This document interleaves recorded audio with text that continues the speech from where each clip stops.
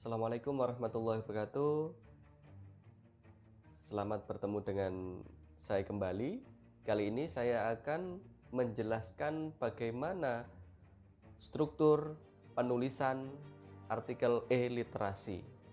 Tentunya hal ini sangat penting bagi Anda sahabat Gen EL karena nanti skill dalam menulis artikel sangat Anda butuhkan ke depan.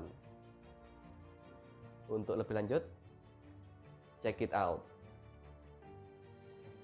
Lanjut, dalam menulis sebuah artikel, kita harus mengetahui struktur penyusun daripada artikel tersebut. Nah, kita bicara artikel e-literasi dalam hal ini.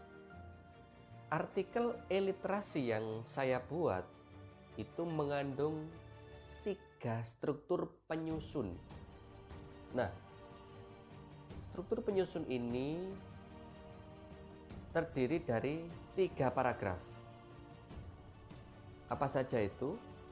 Paragraf pertama berisi tentang definisi, identifikasi dari sebuah objek. Sebelum kita mendefinisikan sebuah objek, pastinya kita harus menentukan objek tersebut. Objek yang akan kita bahas, entah itu hewan, tumbuhan, ataupun sebuah fenomena alam.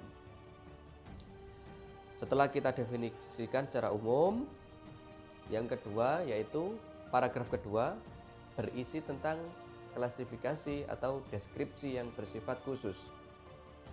Bisa jadi di dalamnya kita jelaskan secara khusus ciri-ciri, klasifikasi ataupun morfologi dari sebuah tanaman atau tumbuhan tersebut, atau hal-hal yang mendeskripsikan secara lebih khusus tentang objek. Yang terakhir, paragraf ketiga yaitu berisi tentang manfaat, kegunaan ataupun fungsi dari sebuah objek tersebut. Nah, paragraf ini berfungsi sebagai paragraf penutup.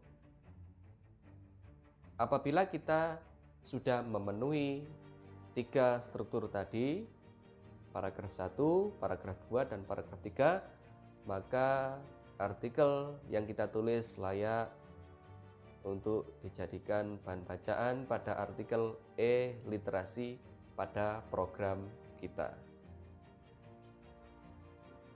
Nah, sekarang kita akan membahas apa itu kriteria dalam penulisan artikel e-literasi.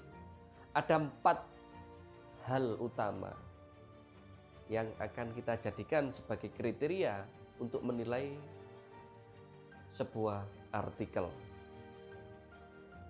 Apa saja itu? Yang pertama adalah struktur teks.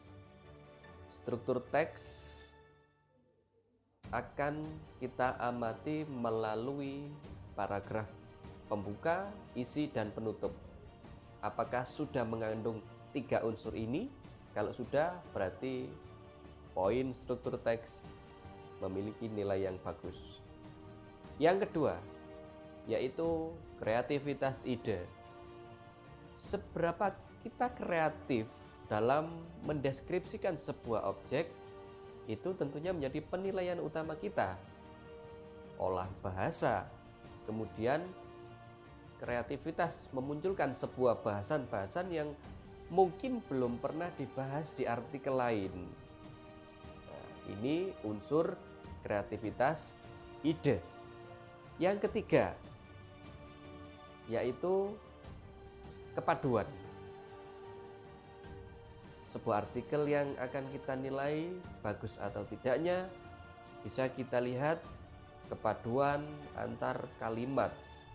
Jadi kalimat sebelumnya apakah padu dengan kalimat selanjutnya. Nah, itu kita bisa lihat. Apabila tidak padu, berarti kurang memenuhi syarat. Yang terakhir atau yang keempat adalah EYD.